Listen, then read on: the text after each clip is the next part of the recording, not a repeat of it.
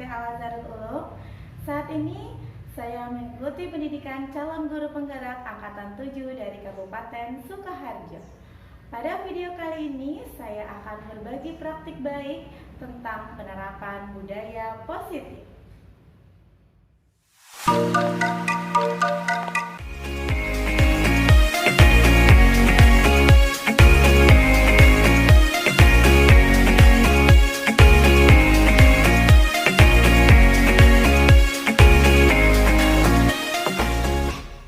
Yang pertama saya lakukan adalah berdiskusi dan berkoordinasi dengan kepala sekolah, yaitu Bunda Ariza Nur Mustikaning Tias, Sarjana Ilmu Komunikasi, Sarjana Pendidikan.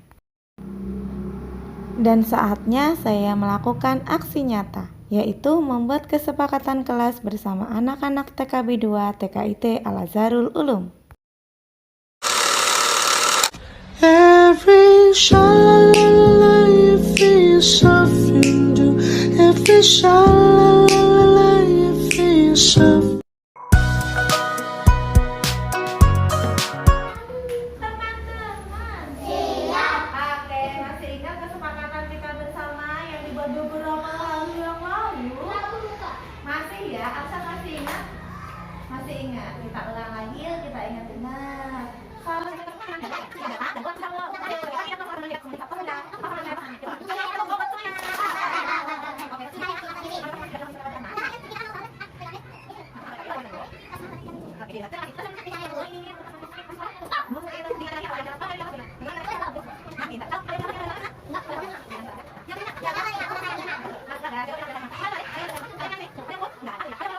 Minta tolong diperhatikannya dulu. Oh, ini yang harus diperhatikan nih. Kalau ada yang ngomong terus tidak didengarkan, kira-kira bagus tidak ya? Jika ada yang berbicara, kita harus bagaimana ya Mas Arka ya? Bagaimana? Mendengarkan. Jika ada yang berbicara, maka jika ada ya bicara tadi nah ini berapa lima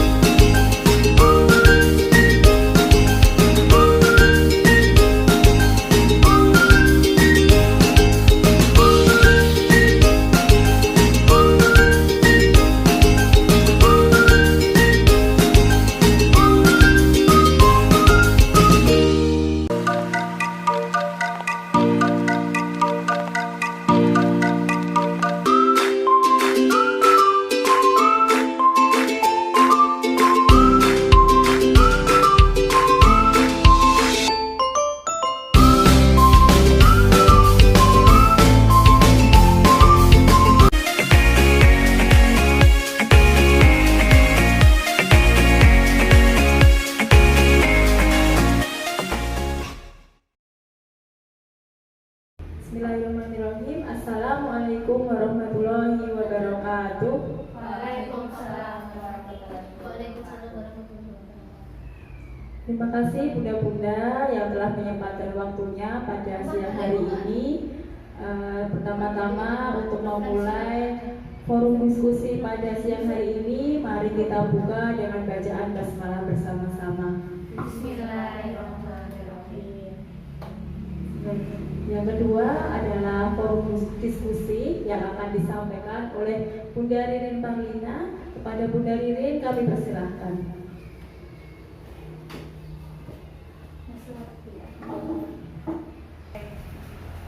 Bismillahirrahmanirrahim. Assalamualaikum warahmatullahi wabarakatuh. Sebelumnya yang terhormat Bunda Ariza Nur Mustika Ningtyas, Sarjana Ilmu Komunikasi Sarjana Pendidikan selaku Kepala Sekolah TKIT Al-Azharul Ulum. Yang saya hormati Bunda Dasi, Sarjana Pendidikan selaku Pengelola KBIT Al-Azharul Ulum, dan rekan-rekan guru semuanya dari KBIT TKIT Al-Azharul Ulum. Terima kasih Bunda disampaikan kepada rekan-rekan semuanya yang hari ini menghadiri, dapat menyempatkan waktu untuk bersama berkumpul di sini dalam kegiatan sinau bareng gitu nggih. Sebelumnya monggo kita panjatkan puji syukur kehadirat Allah Subhanahu wa taala yang telah melimpahkan nikmat kepada kita, terutama nikmat sehat dan nikmat sempat, sehingga hari ini kita bisa berkumpul di sini untuk belajar bersama. Semoga diridhoi sama Allah. Salawat serta salam senantiasa kita panjatkan kepada Nabi junjungan kita, Nabi akhir zaman, Nabi Muhammad SAW. Oke. Di sini Bunda Ririn akan berbagi bersama rekan-rekan, nanti bisa sharing bersama gitu nggih, tentang budaya positif. Alhamdulillah, Bunda Ririn mendapat kesempatan kemarin mempelajari, dapat ilmu tentang budaya positif.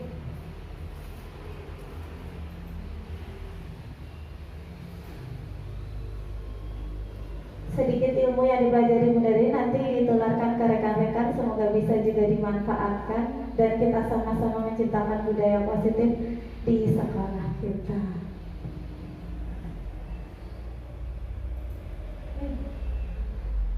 Budaya positif. Materinya Bunda kulik sedikit gitu deh, Bunda kulik sedikit, nanti bisa dibahas banyaknya di forum diskusi bersama. Di budaya positif ternyata ketika kita mau membuat habit, kebiasaan yang menjadi sebuah karakter di sebuah sekolah, ada beberapa poin teori yang nanti bisa dirasakan bersama ketika kita terapkan di lingkungan sekolah. Ada beberapa poin, yaitu disiplin positif, motivasi perilaku manusia, kebutuhan dasar manusia itu apa. Jadi kita bisa lebih mengenal sebenarnya perilaku seseorang itu dipengaruhi karena apa. Gitu ya. Ada posisi kontrol, keyakinan kelas, dan segitiga restitusi. Apa itu disiplin positif? Ada yang sudah pernah dengar, bunda-bunda? Kira-kira kalau dengar pertama kata diskusi itu yang terbayang apa gitu? Disiplin. Kalau dengar kata disiplin itu yang terbayang pertama apa? Tertib. Oke. Kalau yang lain, Bunda? Kebayangnya apa yang pertama terlintas? Sopan. Lagi? Sesuai aturan, tanggung jawab. Oke, sudah banyak ya terkumpul. Benar sekali, disiplin positif itu adalah suatu bentuk kontrol diri agar dapat mencapai tujuan mulia. Jadi ada nilai-nilai kebaikan yang terkandung di dalamnya secara universal, bukan perorangan. Baik menurut saya terkadang berbeda baiknya menurut orang lain. Tapi kalau yang namanya nilai kebajikan yang universal itu bisa diakui semua orang. Contohnya misalnya baju A menurut Bunda Ririn baik, tapi mungkin menurut Bunda Ami tidak baik.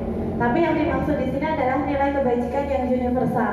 Contohnya, merapikan sepatu itu hal yang baik secara universal buatan gue, gitu ya.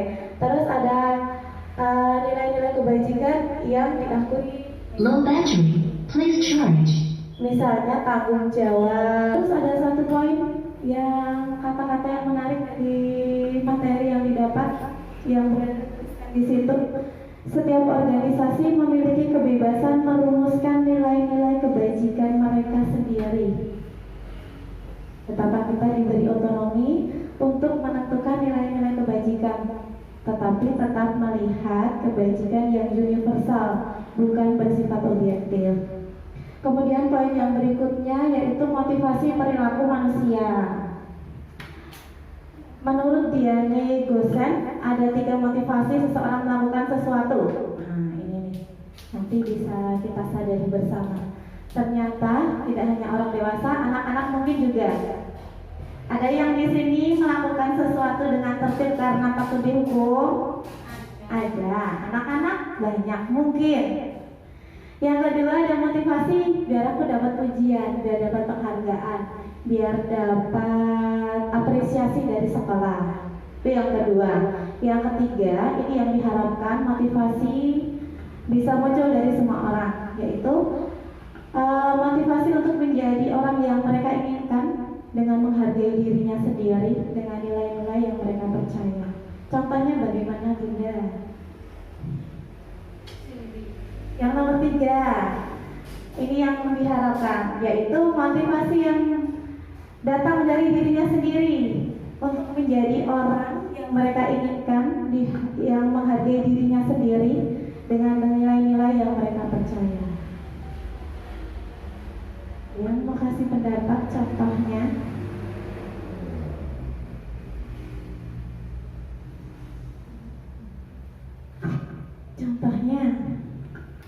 Contohnya, Biasanya ya. kalau yang poin nomor 3 itu rata-rata biasanya ya, itu mereka terkena suatu masalah tersandung suatu kasus seperti itu. Jadi jedul yang nomor 3 itu biasanya jedulnya itu karena ada sesuatu yang berhubungan dengan istilahnya kepribadiannya, yang berhubungan dengan kehidupannya sehari-hari, pekerjaannya seperti itu. Berarti kalau menurut Bunda Dase ada peristiwa dulu yang memicu, Iya. membekas, kemudian membuat seseorang menjadi tersadarkan. Iya. Ada lagi yang mau berpendapat? Seseorang itu memiliki latar belakang yang punya kasus itu.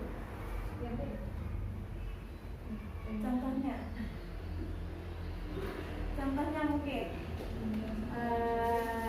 di lapangan. Nih, karena misalnya kan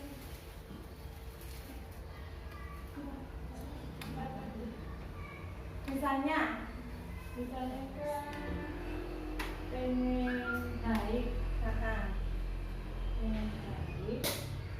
biar dapat pengen baik biar dapat penghargaan sesuatu, itu mungkin bisa masuknya di poin kedua.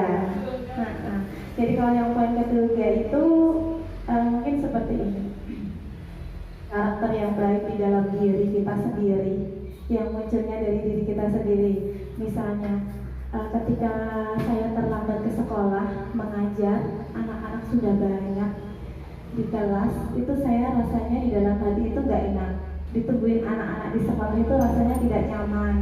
Berangkat ke Merungsung itu rasanya gak nyaman. Begitu, jadi kalau setiap saat harus seperti itu tuh seperti kurang nyaman rasanya. Jadi ini lebih ke karakter yang memang muncul kesadarannya dari diri kita sendiri. Jadi bagaimana saya menyelesaikan rasa tidak nyaman itu, betul. Jadi terus bagaimana caranya biar saya bisa berangkat hadir tepat waktu, tidak terlambat, sampai di sekolah ketemu anak-anak juga nyaman. Kalau Bunda Ririn ngasih contohnya seperti itu. Berarti kan memang ada pemicunya dulu ya. Iya, Rata-rata itu Iya. seperti itu. Iya. Suruh Nah, langsung sadar orang itu angel. ya, sadar langsung angel. Benar kata Bunda Dace. Nah, diharapkan nih kita bisa jadi pemicu itu, pemicunya anak-anak. Gitu. Jadi muncul motivasi intrinsik dari anak-anak ketika suatu peristiwa atau ketika tujuan yang kita harapkan, berarti kita bisa jadi kompornya yang manas-manasi, terus muncul motivasinya. Tuh, kemudian lanjut kebutuhan dasar. Ada 5 kebutuhan dasar yang terkenal, yaitu bahwa setiap manusia itu yang pertama membutuhkan kasih sayang dan diterima. Kemudian yang kedua bertahan hidup, ketiga kesenangan, keempat kebebasan, dan yang kelima penguasaan. Yang teori, benar-benar lanjutkan saja ya? Atau mau ada yang ditanyakan? Lanjut? Lanjut. Posisi kontrol. Nah, ini yang posisi kontrol. Kemarin belajar posisi kontrol ini agak lama Bunda Ririn. Melihatnya caranya sebenarnya kalau harus dibacakan sama Bunda Ririn keliru. Tapi hari ini Bunda Ririn tidak akan fokus ke posisi kontrol. Sebenarnya kalau belajar posisi kontrol adalah studi kasus. Bagaimana seorang pendidik ternyata berada di posisi apakah penghukum, apakah menjadi pembuat merasa bersalah, atau sebagai teman, atau sebagai pemantau, atau sebagai manajer. Sebenarnya kalau mau belajar lebih dalam tentang ini, kita bisa belajar bersamanya tentang studi kasus. Tapi hari ini Bunda Ririn bukan mau fokus ke sini, gitu ya. Tapi Bunda Ririn kulik sedikit tentang posisi kontrol. Contoh kalau penghukum, Bunda-bunda pasti sudah tahu. Contohnya bagaimana? Monggo. Satu contoh saja. Kalau anak TK, Kalau kamu nanti nggak ini, nanti makan ceceran terus nyapu. Iya betul. Misalnya hukuman menghukumnya sudah ditentukan sama bu gurunya, sama pendidiknya. Kalau makannya berceceran, nanti kamu nyapu semuanya. Kelas sebelah juga mungkin seperti itu. Terus ada lagi? kalau apa makanan nggak dimakan, kakak kasih makan. Oh iya. Kalau makanannya nggak dihabiskan, besok nggak dikasih makan lagi. Oh iya gitu. Ya, ayo. Ya, iya. Gitu ya. Ada lagi yang sudah pernah pengalaman menjadi pendidik penghukum? Mungkin Bunda Rin juga pernah sering mungkin gitu ya. Ada lagi? Oh iya. Boleh katanya. Nanti kalau menangis terus nanti ditinggal loh sama bunda. Ya, ada sering banget. Yang begitu itu kayak. Nanti menangis terus tinggal nanti bunda. Iya, itu yang penghukum. Rata-rata pendidik masih banyak yang menjadi posisi penghukum. Yang kedua, membuat merasa bersalah. Ada yang mau kasih contoh? Membuat merasa bersalah. Tuh temenmu nangis gara-gara nggak nakalin. Ya, jadi pendidiknya lebih kepada tidak memberikan hukuman secara langsung, tapi menyentuh hatinya, membuatnya merasa bersalah. Coba lihat tuh makanannya jatuh gara-gara apa? Kamu toh tadi toh nggak tertib, kamu toh. Ada terus toh. Ada terus. Iya gitu ya, membuat merasa bersalah. Contohnya juga misalnya. Bu guru Ini tidak selamanya membuat merasa bersalah, ini keliru. Kadang-kadang boleh. Di posisi kedua ini masih boleh seorang pendidik membuat merasa bersalah, tapi juga lihat-lihat. Sebagai contoh misalnya, kalau ada satu anak nakali anak yang lain, nah kita bisa mengulik dengan kata-kata. Biasanya kata-katanya datar, gesturnya lebih ke melas, biar dia tersentuh. Kalau kayak gitu jadi sakit kan, bukan jadi, kalau yang penghukum kan biasanya dengan suara keras, kalau yang ini lebih ke kata-kata datar tapi nyeleket gitu. Kalau orang dewasa bahasanya. Tapi itu sebenarnya nggak bagus juga. Takutnya nanti kalau dapat anak yang melankolis seperti anak yang introvert gitu ya, kadang-kadang membuat rasa bersalah itu akan membuat dia semakin malah justru semakin kan tidak percaya diri juga untuk bergaul dengan temannya. Makanya sebenarnya nomor 1 sama nomor 2 itu pun kita harusnya nggak boleh. Kembali lagi dikembalikan ke posisi si anak itu, kesalahannya di mana, dicari, kita cari jalan solusinya. Sebenarnya seperti itu. Tuh. Terima kasih Bunda Risa, betul sekali yang itu tadi. Nanti kita masuk ke posisi pemantau dan manajer. Ini idealnya di manajer. Tapi Nah, manajer. Apa itu manajer? Nah, kalau sebagai teman, kalau dulu kan selalu ini yang muncul ya, guru itu sebagai apa, temannya mulai bukan, guru itu harusnya sebagai manajer. itu sebagai teman. Bunda-bunda sudah paham ya, kita sering jadi sebagai teman. Kemudian kalau yang menjadi idealnya adalah sebagai manajer. Apa sih manajer itu? Posisi pemantau itu hampir seperti manajer tapi di bawahnya. Contohnya, ketika anak merasa bersalah adalah idealnya didekati, kemudian dikulik salahnya apa, kira-kira itu benar atau salah, begitu. Berarti kira-kira harus bagaimana untuk memperbaiki kesalahan tersebut, begitu. Itu sampai di posisi pemantau. Jadi kita belum sampai ke penyelesaiannya.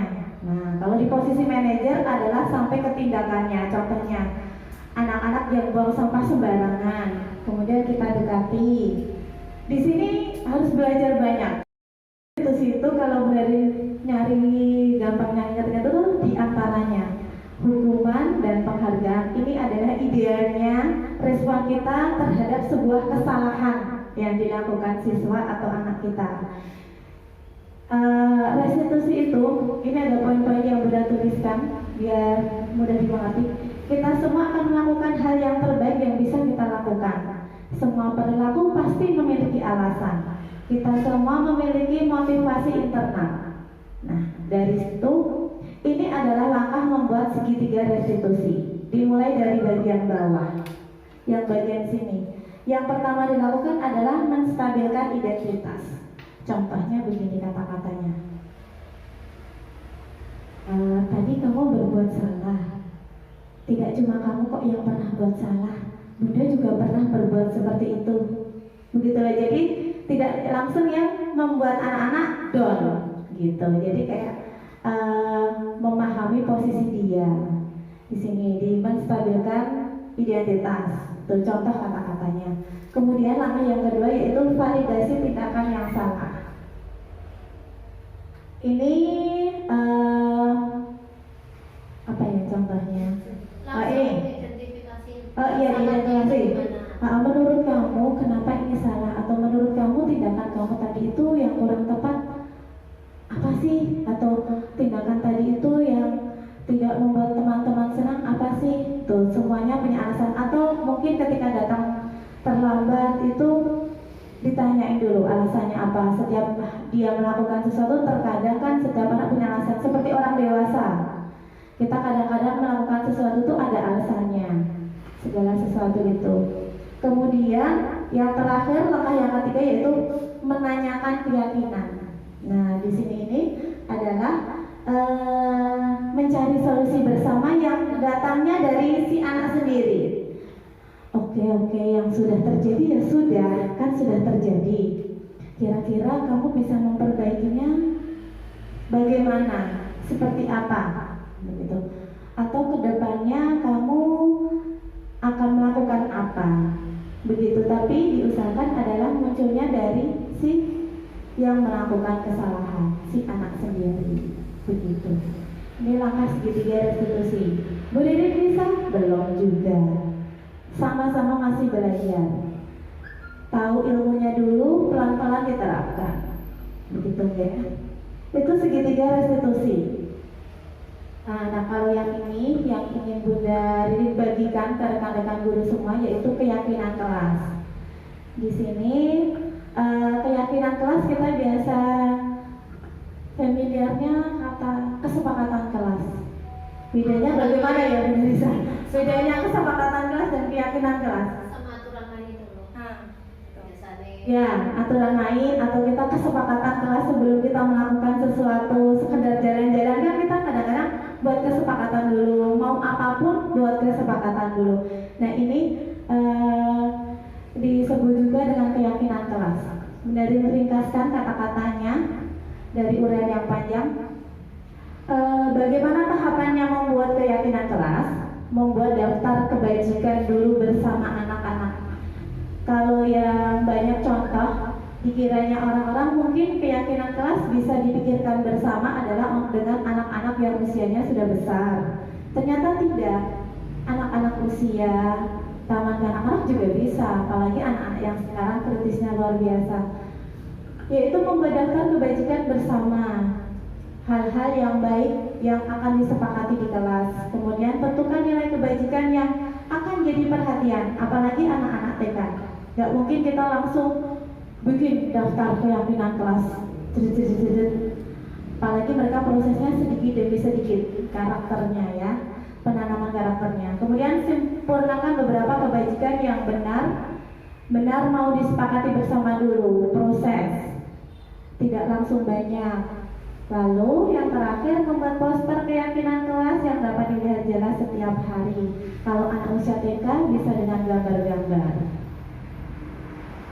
Nah, ini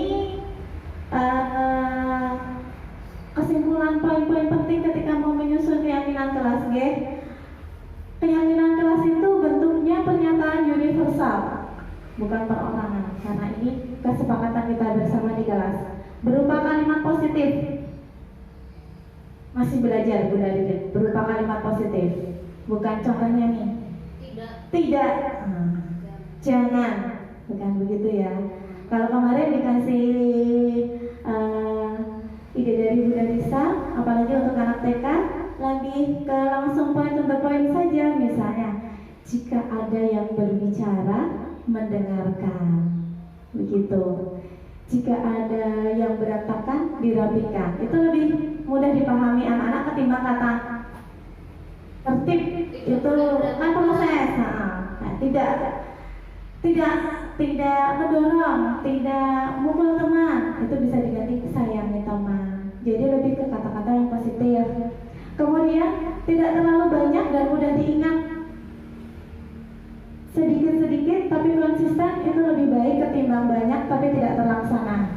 Lebih rinci dan konkret tadi bisa to the point. Harus dapat diterapkan di lingkungan kelas. Semua warga berkontribusi dalam penyusunan. Kemudian bersedia meninjau kembali keyakinan kelas dari waktu ke waktu.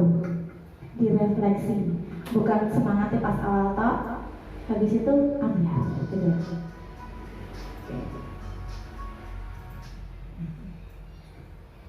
Ini yang mau Bunda Ririn bagikan ke rekan-rekan guru semuanya.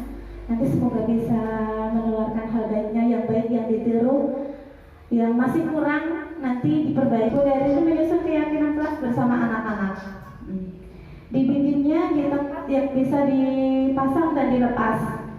Jadi kalau mau ditinjau ulang, apakah ini perlu diperbaiki atau mau ditambah, bisa, begitu ya. Ini itu, dan ini keyakinan kelas. Awalnya mereka bikinnya 4 toh, kemudian ditinjau sama Bunda Ririn beberapa waktu, kemudian ditambah lagi karena ada permasalahan. Nah, pas ada permasalahan langsung dia sama-sama sama teman-teman. Bagaimana kalau ini dijadikan sebuah kesepakatan kelas, kita tambah kesepakatan kelasnya, terutama yang poin terakhir tidak terbajang ya. Itu jika ada yang berbicara mendengarkan. Nah, terus selain itu, ini juga bisa menjadi contoh sebuah keyakinan kelas. Bunda Ririn hanya meneruskan dari Bunda Risa tentang tingkat kelas. Nah, ini kemarin banyak yang tanya, anak TK apa bisa ya? Gitu.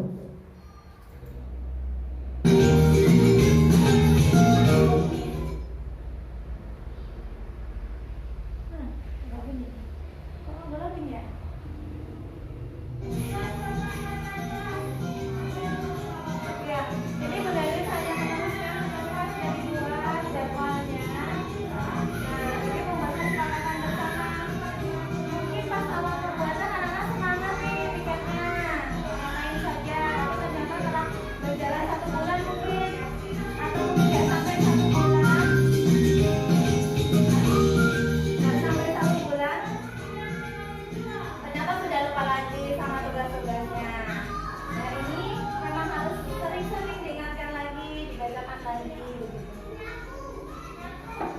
Nah, biasakan adalah keyakinan itu munculnya dari anak-anak sendiri. Siapa yang punya usul begitu kalau anak-anak. Nah, mungkin nanti ada yang nanya, ini kan PKB 2 sudah besar-besar.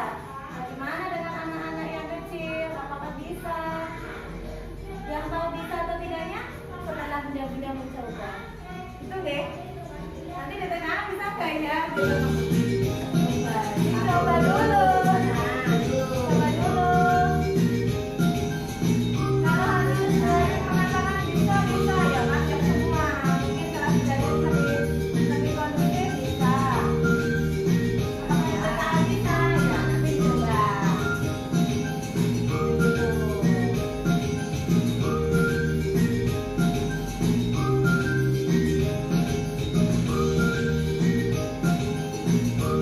Kalau yang membuat anak-anak sendiri itu terus jadi begini.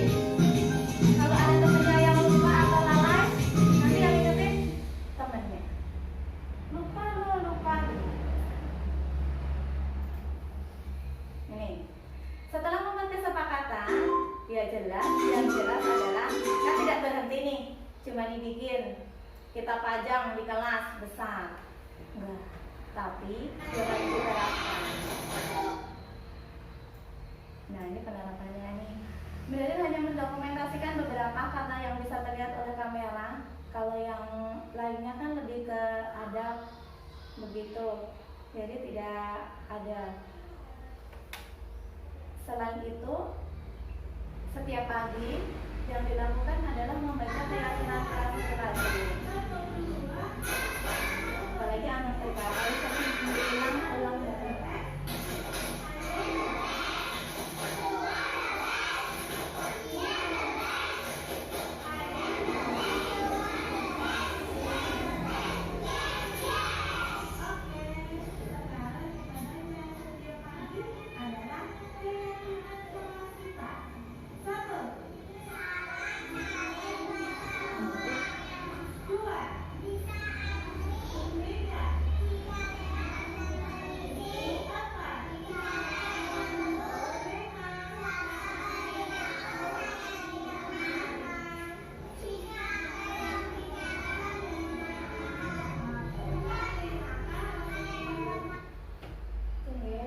Setiap pagi triknya dari Bunda Rin adalah dibacakan setiap pagi biar ingat.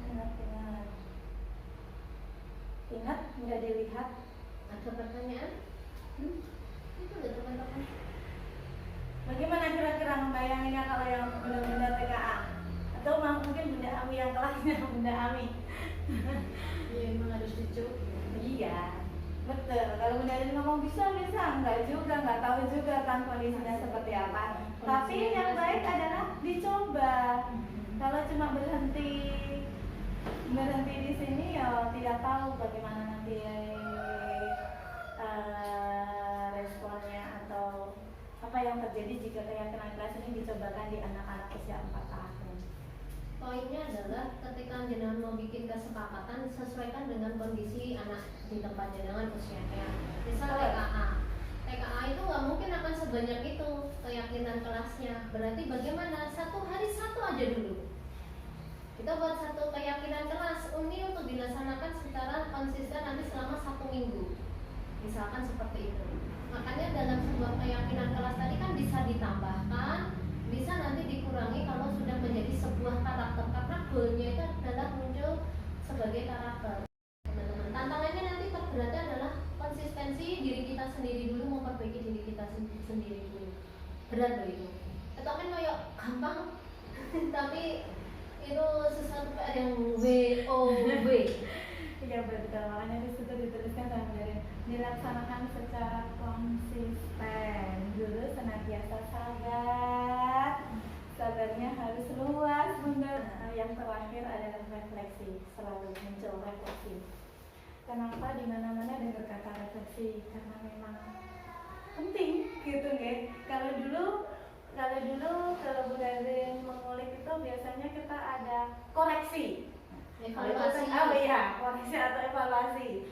Biasanya kan seringnya dari orang lain saling mengkritik. Kalau refleksi ini dari diri sendiri, dari yang pihak yang bersangkutan. Seperti keyakinan kelas, kalau menurut Bu Darwin, selain konsisten selain semangat di awal tadi selalu harus dikutip. Misalnya di awal sudah dibikin berapa, kita refleksi terus.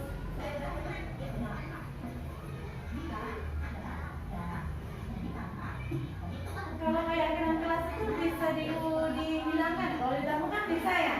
Kalau dihilangkan kira-kira mungkin enggak? Mungkin enggak ya? Keyakinan itu yang akan membawa kelas ini itu mau dibawa kemana. Jadi kalau keyakinan itu nggak bisa dikurangi. Yang bisa dikurangi itu adalah kesepakatan. Gitu. Jadi kuncinya untuk menjadi sebuah keyakinan itu adalah bikin kesepakatan dulu. Ketika sudah sepakat, terus ini sudah berjalan, itu menjadi sebuah keyakinan kelas kita. Oke. Kelas kita harus bahagia. Oh, bisa dapat 1 poin, jadi kayak mutu kelasnya begitu ya, lebih ke gitu ya, keyakinan kelas.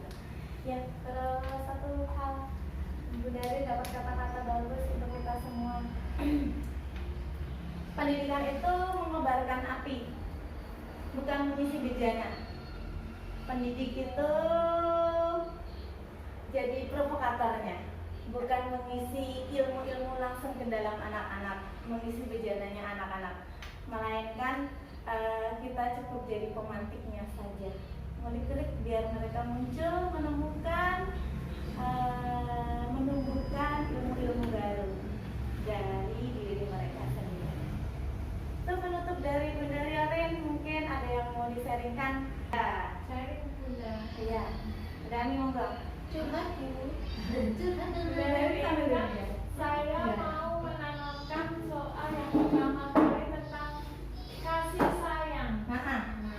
Kelas Bunda Ami kan nih banyak nih pukul-pukulan gitu, seperti itu, aksi-aksi kayak gitu. Tapi waktu diingatkan, misalnya sebut namanya Rafa, sayang teman, kayak gitu kayaknya belum nyampe di kata sayang. Nah, sama teman-teman. Nah, bagusnya berarti apakah mengartikan sayang itu bersama-sama?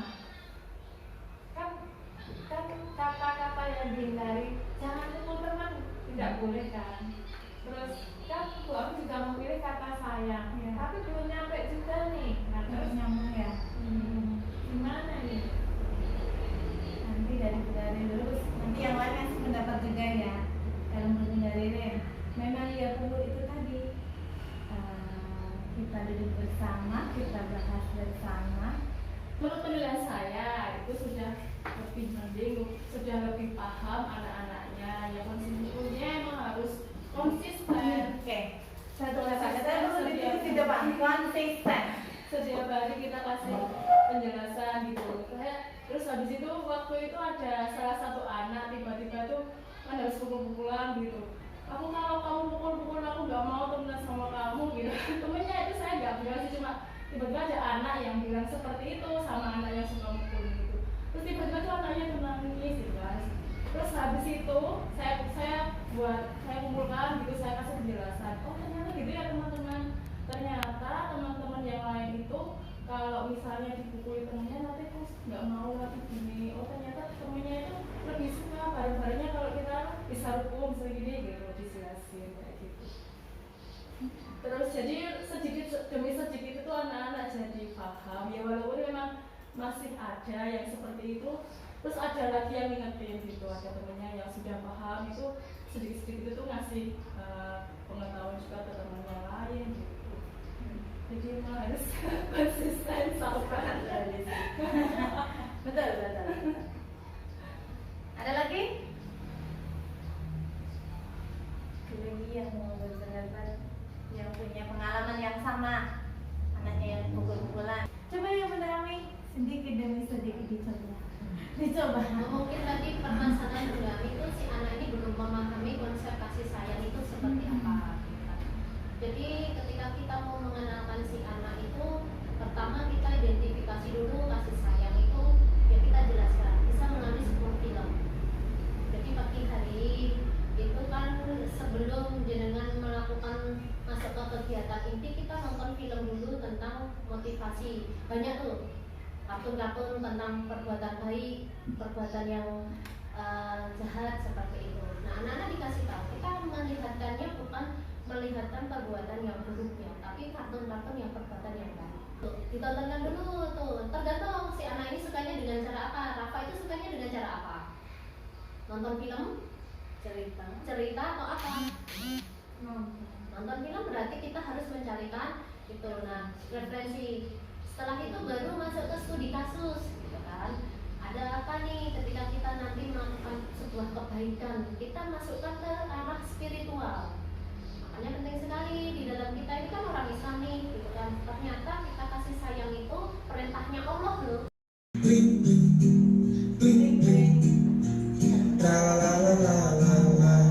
Lagi.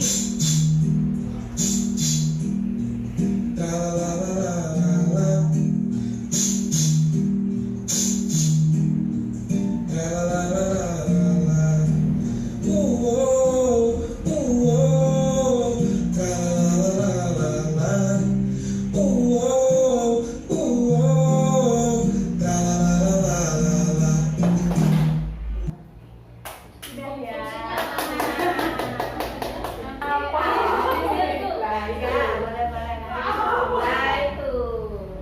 Sudah, terima kasih secara pribadi dari Bunda Ririn untuk waktunya yang Bunda. Mungkin ada sedikit manfaat atau banyak, semoga bisa diterapkan dimulai dari yang sedikit ini satu Tuing. Sudah, terima kasih sekali lagi Bunda. Sudah, terima kasih Bunda Lucy. Saya kembalikan ke pembawa acara. Ya, terima kasih Bunda Ririn untuk ilmunya hari ini, sudah menarik sekali. Juga terima kasih untuk Bunda Lisa. Semoga bermanfaat untuk teman-teman dan semoga nanti bisa diterapkan untuk refleksinya ini juga. Gitu. Oke, cukup sampai di sini dulu ya teman-teman. Kita tutup dengan doa penutup majelis.